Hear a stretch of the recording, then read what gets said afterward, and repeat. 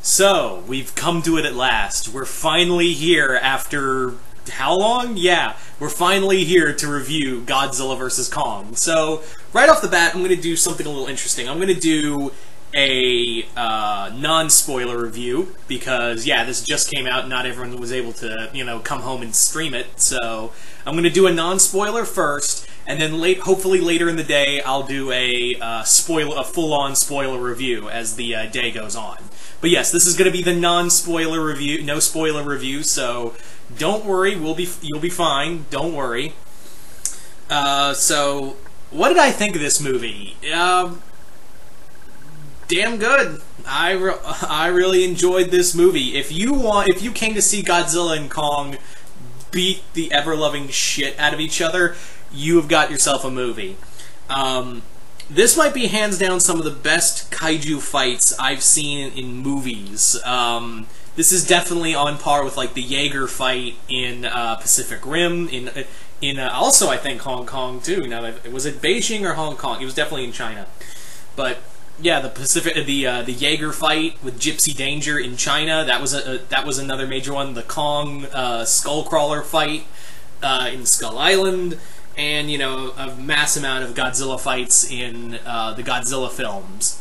But this is like especially the last fight in Hong Kong is hands down one of my now favorite just kaiju fights in general. So, the movie actually did something different than I don't think anyone was expecting. Everyone thought, oh, Godzilla's gone rogue, and now we have to send Kong to stop him. That's not the case. It's actually two different stories that intersect. And I'm going to talk about a little more about that later on, but yeah. So it's more like two different stories that intersect occasionally in this, because I guess I'll get this out of the way right now. The human characters never interact. The human characters from the Kong side or the Godzilla side never like the movies never feel like they intersect. Like it feels like you're watching two movies at once. It really does feel like you're watching two movies at once until Godzilla and Kong run into each other on occasion. That's the big thing, is that that's the problem with this movie, is that it feels disjointed. It really does feel like, oh, I'm watching a Kong movie, here's Godzilla, now we're going back to the Godzilla side.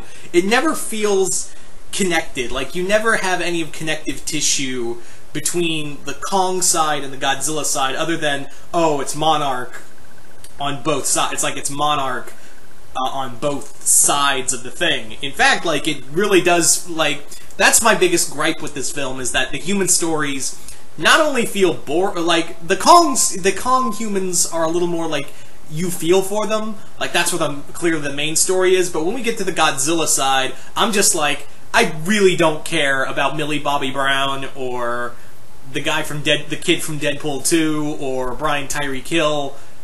No, it's not Brian Tyree Kill, is it? Bernie,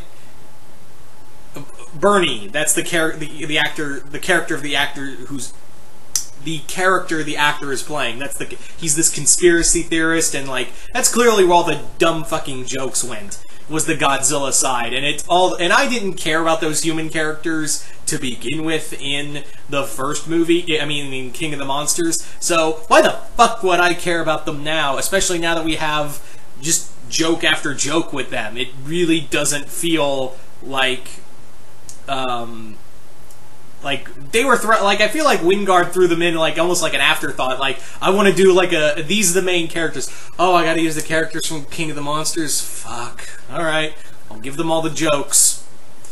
Yeah. So, the Godzilla side of this actually feels few and far between, because Godzilla actually, for a Godzilla vs. Kong movie, he doesn't get a lot of screen time.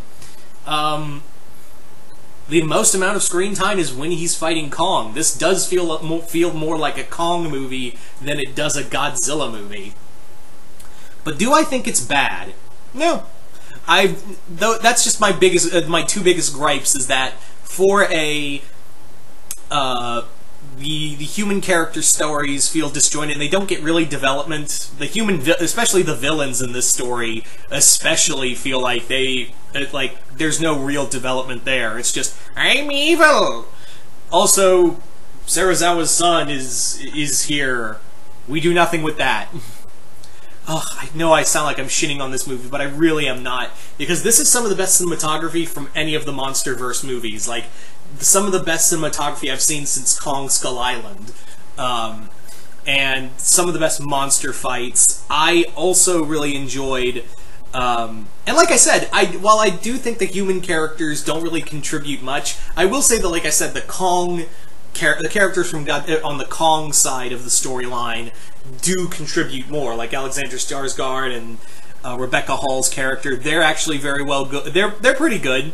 I'm more invested with them than I am Millie Bobby Brown's character and her Scooby-Doo gang, who are all like now she's like a conspiracy theorist who's working with a podcaster to expose this big secret, and I'm like, so we're supposed to be rooting for a QAnon.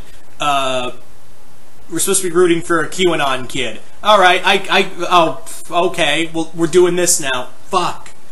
Yeah, I'm not. I don't care much for conspiracy theories, for various reasons. So the fact that we have to run around with and maybe that's just my own personal bias, but like we have to run around with a crazy conspiracy theorist that throws out bad jokes. Fuck me. Thankfully, like I said, the Kong humans are a lot more bearable, and again, the monster fights are really cool. I especially love when we go, because again, I'm not spoiling much, because we actually do go to Hollow Earth. The trailer showed it. We actually do go to the Hollow Earth, and the Hollow Earth monsters are really cool. I especially love the Warbats. That's a really neat design. There's other monsters in here that make other appearances that I really loved, and I love the designs for. And hopefully, you know, if Godzilla vs. Kong does well, we can explore more of this universe. We can explore more of the Hollow Earth. I'd really like to see more of the Hollow Earth and what other new monsters we could get out of this. That I really like that. What was I gonna say? Let's talk about Mechagodzilla, because we know he's here. I'm not gonna spoil much, but Mechagodzilla, while he does feel more like a final boss, trust me, it really does feel like a final boss. It's actually a pretty boss fight with Godzilla and Kong fighting him. He's like, I really dig this version of Mechagodzilla. Granted, the design is a little derpy in the face. And personally, I liked the Mechagodzilla we saw in Ready Player One. I really dug that design, but this Mechagodzilla is very much like a Jaeger. Is very much like a Jaeger version of Mechagodzilla, and I'm like, all right, I'm all for a Jaeger version of a Mechagodzilla. I'm all down for that. And yes. They do bring up a certain thing that is connected to Mechagodzilla that comes from King of the Monsters. I will talk more about that in my spoiler review. My spoiler review later on. But, yeah. There's also, like, in the fight, there's one scene that we were all hoping for. They do it again. They homage the original movie by doing that one scene. You all know what I'm talking about. When I'm talking about the one scene we were all hoping to see in here. It's in here. It's blink and you miss it, but it's here. And it's a little different. It's a little updated, shall we say. Anyway. There was so much more, but I don't want to... I dare not spoil it. I would say that of the two... Because Godzilla and Kong have two fights. Technically three. They call it like 3 fights. It's more or less 2, and yes, there is a definitive winner. I promise you, they do have a definitive winner of the Godzilla Kong fights. They do have a definitive winner at the end of it. I promise you. But yeah, like I said, there's technically only 2 fights between Godzilla and Kong, and the first one on the ship is very well done. It's actually, like, I know I keep praising, like, how well the Godzilla vs. Kong fights are, but looking back at the other MonsterVerse fights, like, we always cut away from the interesting stuff, even in King of the Monsters, which I enjoyed. I look back at King of the Monsters and I'm like, what the fuck? Why are we back with this stupid family I don't give two shits about? Take the interesting shit! I want to watch the interesting shit. And it's well shot.